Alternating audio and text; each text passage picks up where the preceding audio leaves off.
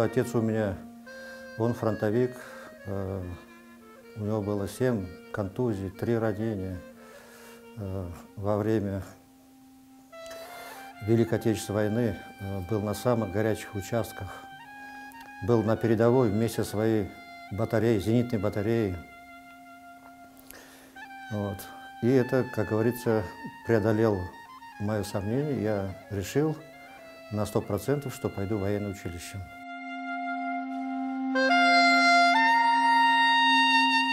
Попал по распределению в Белорусский военный округ на должность командира взвода. Там прослужил 4 года.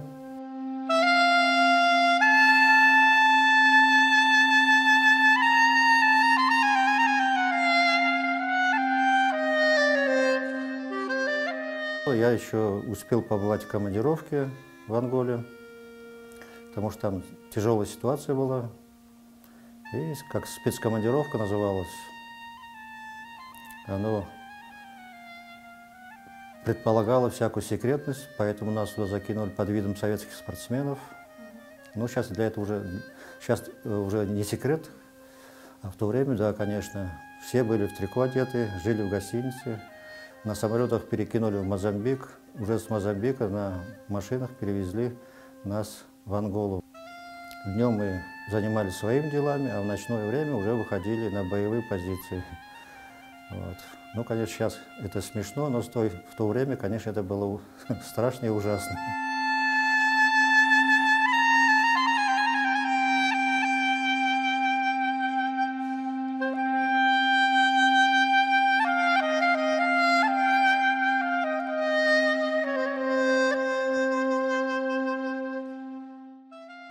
И пришлось письмо писать прямо на имя министра обороны.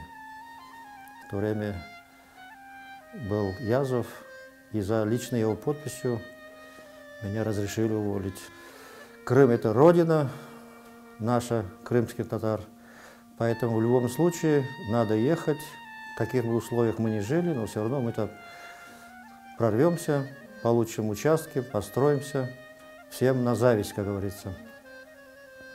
Поэтому я выбрал именно Крым.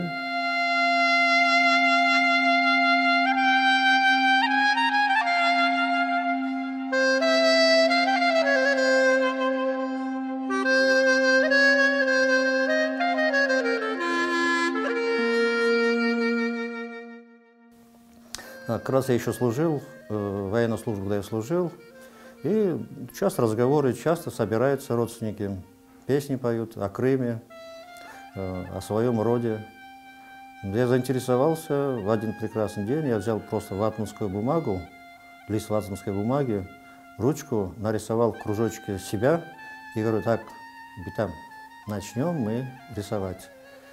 И вот настолько у него такая феноменальная память была, вот она человек, наверное, 100, не глядя, не звоня никуда, тут же написали мы.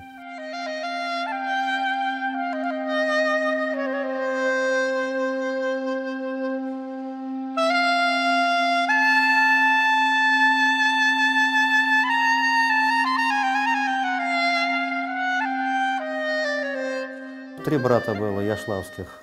Это Бьюк Яшлав, Кчук Яшлав, Уртан Яшлав, мы Кчук Яшлав. Это сейчас в настоящее время это называется Викторовка. А Бьюк Яшлав – это Репино. Уртан Яшлав – это в Сакском районе уже.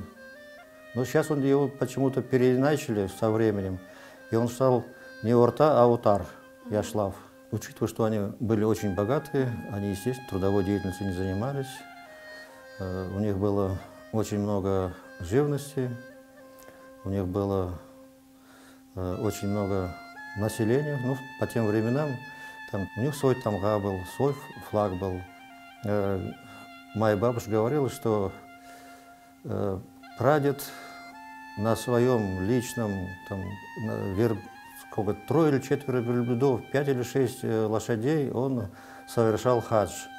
Это через Кавказ, он своим ходом.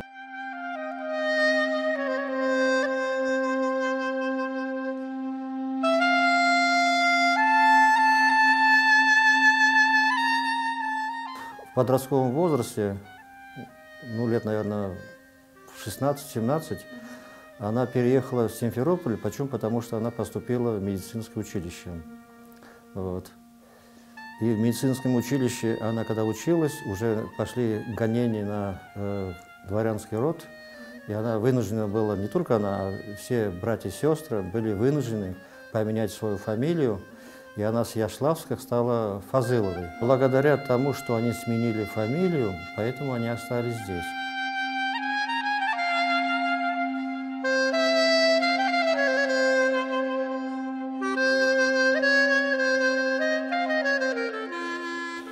Ну вот это вот мое древо, которое я веду уже в течение, наверное, лет 30. Вот это вот моя бабушка, с которой я начал. Вот моя бабушка Зейнеп Ярославская, она дала толчок для того, чтобы я начал заниматься своим древом. Ну вот это наш прадедушка, его братья Адыль, Ариф. Адыль, ветка пошла вот в эту сторону, у него были дети Суюн, Ильяс, Асье, Айше, вот внуки, правнуки, вот Кунтуганские стали со временем, потому что по женской линии вышла замуж.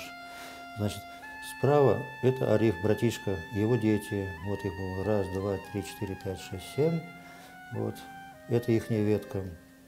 Вот, это Асанбея ветка наша.